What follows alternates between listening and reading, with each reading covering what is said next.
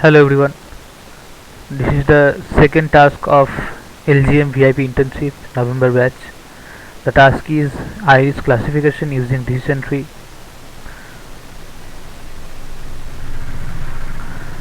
The dataset we are using here is iris dataset. The iris dataset is a classic and very easy dataset to handle. It consists of three different types of iris flowers: setosa, versicolor and virginica, and their sepal and petal measurements.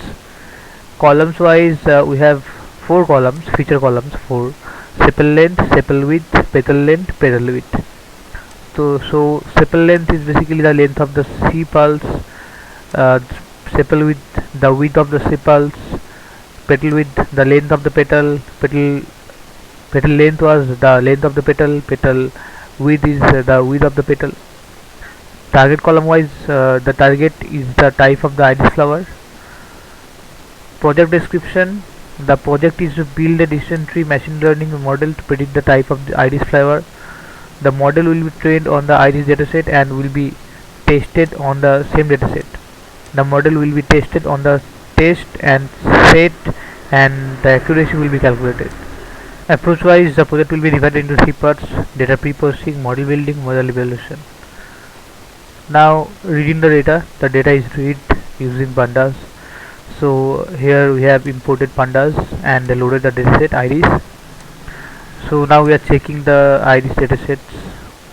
You can see there is an ID column and sepal length, sepal width, petal length, petal width column, and the species, which is the target column of us in this project. And let's check the shape. So it's basically there are 150 rows and 6 columns. You can see data wise, we have sepal length, sepal width, petal length, petal width. All the feature columns are float, and species, that means the target column is object categorical. And ID we can drop here, and we are dropping here. So we have our feature columns excluding ID column and the target column. The feature columns are float, where species, the target column is object. So we can see we have 1 rows and 4 columns in the iris dataset. Data cleaning, let's proceed. Let's drop the ID column first of all. So here we are dropping the ID column. Now let's check the null values. So with the isNull method, we are checking the total sum of total number of null values present in the dataset. Okay, so we can see there is no such null values. Looks like there is no null values in the iris dataset. So we can move forward with the data cleaning. So let's check the statistical summary with the iris describe function. So there is 150 count for each of the columns. Standard deviation wise, you can see, and max values you can see.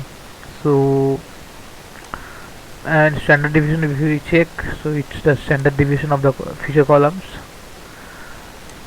And let's check the correlation between the columns with the correlation function. So you can see there is some sort of collinearity. Let's visualize the data with matplotlib and seaborn. So you can see there is some sort of linearity. You can clearly see. So from the correlation plot, we can see that the petal length and petal width are highly correlated. The sepal length and the sepal width are highly correlated. The sepal length and petal width are highly correlated, and the sepal width and petal width are highly correlated. So we can see there is some serious kind of collinearity. So let's plot the dataset with pair plot. So it's a beautiful graph, you can see. So you can see there's the linearity between the feature columns, you can see.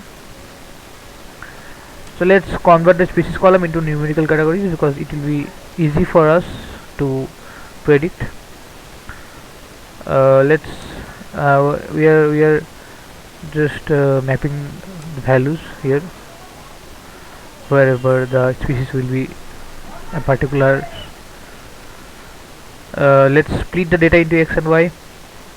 So xy is we will drop the class and species. Class and species means, if you can see, class will be, species will be this, and class will be the numerical ones, the 1 2 3, which we did just before this. And y-wise we will be having iris class, which we created just before. Splitting into train test dataset with a 10 test split function. So it's basically splitting the dataset into train and test datasets. Now finally importing decision tree and hyperparameter tuning using grid search. So we are importing decision tree classifier and grid search CV. So parameter wise I have given max depth, minimum sample lift split, and let's grid search with a grid search function. So it took me some time. Then I got some parameters, base parameters, and then build the model with the base parameters from the grid search CV, and then for the fitting the x train and y train datasets into the final model. Now let's check the accuracy finally. So I have imported accuracy score and confusion matrix. So I have stored the prediction in the model.predict. Let's print the accuracy and confusion matrix.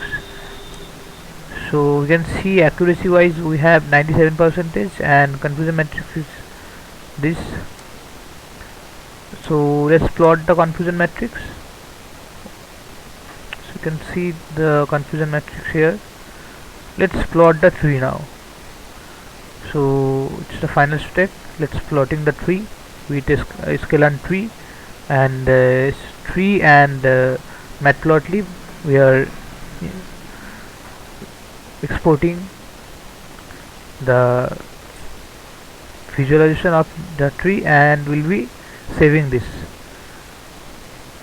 So this is the tree, and with this save fig method we can save this file.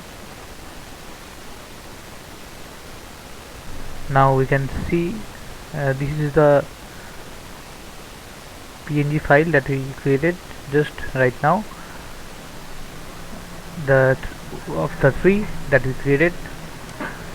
If I click here, you can see that this is a tree.